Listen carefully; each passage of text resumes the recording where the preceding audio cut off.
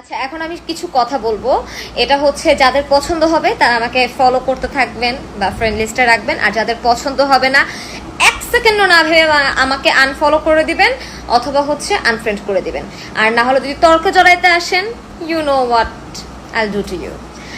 So যেটা বলতেছিলাম, sculpture ভাঙতেছে, এটা আমি কোনোভাবেই সাপোর্ট করি না।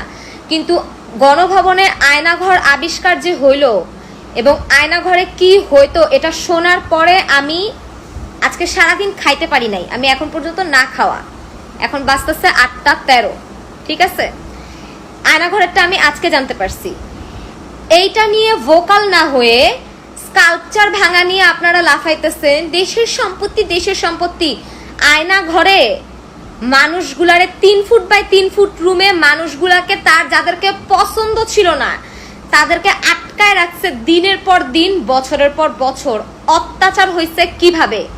আপনার কাছে যদি ওই অত্যাচারটাকে মানে আপনি যদি বিবেকবান মানুষ হন, আপনি ক্লিয়ারলি বুঝবেন কোনটার মানে কোন অন্যায়টার প্রায়োরিটি বেশি দেওয়া উচিত।